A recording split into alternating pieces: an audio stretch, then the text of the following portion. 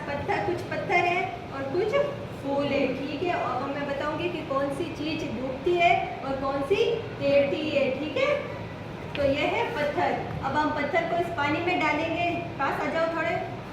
अब हम इस पत्थर को पानी में डालेंगे तो ये क्या हुआ, डूब गया ना है। तो इसका मतलब ये भारी है, पत्थर भारी है तभी तो ये डूबा है।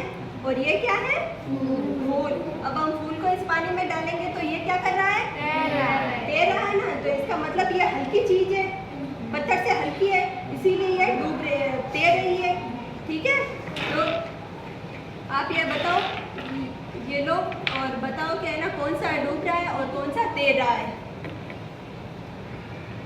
पत्थर भारी है तो पत्थर डूब जाएगा। हाँ, और ये फूल है, फूल हल्का है तो इसलिए वो तैर जा रहा है। आपको समझ में आ गया ना कि कौन सा डूबता है और कौन सा तैरता है। जैसे कि मछली है, तो मछली तो तैरती है ना, है? और अगर कोई गिर जाए तो वो तो डूब ही जाएगा, क्योंकि उसका वेट भारी होगा। तो इसलिए पत्थर का वेट भारी है, इसीलिए वो डूब गया। और फूल है वो हल्का होता है, तो हल्का है इसीलिए वो तैर रहा है, ठीक है।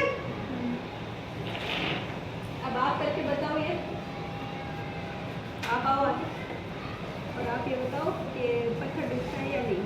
पत्थर बारिश से डूब गए और ये फूल है, फूल है इसलिए ये तैर रहे। आपको समझ में आ गया ना क्या हल्का है और क्या भारी है। समझ में आ गया ना सभी को, ठीक है।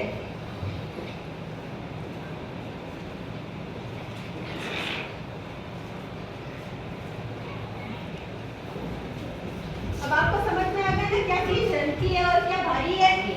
सभी को पत्थर भारी है इसीलिए वो डूब गया। जो गए होने जाने जो नहीं गए हो जाओ। अब आप में से कोई जरूरी ना लो,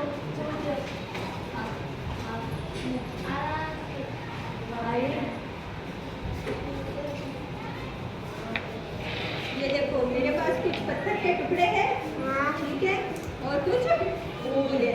अब मैं आपको बताऊंगी कि कौन सी चीज है वो डूबती है और कौन सी पर तैरती है, ठीक है। ये मेरे पास एक पत्थर है, अब मैं इस पत्थर को मैं पानी के अंदर डालूंगी तो वो क्या कर रहा है, डूब गया ना।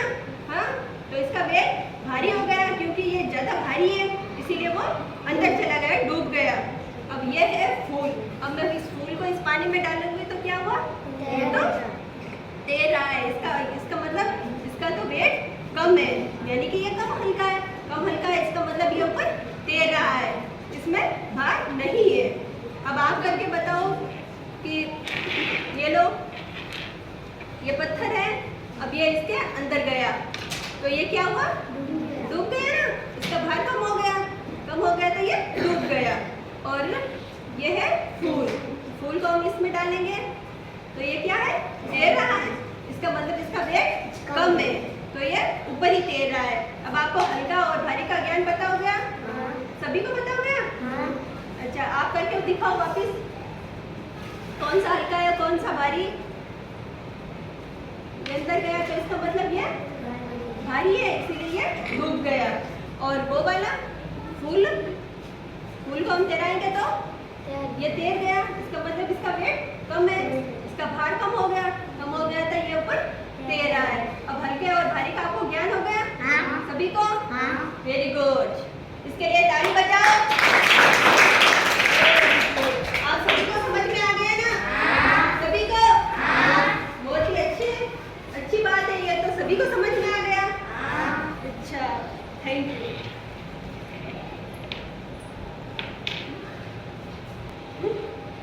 आ गया ना सभी को कि कौन सी चीज भारी होती है और कौन सी चीज हल्की, ठीक है।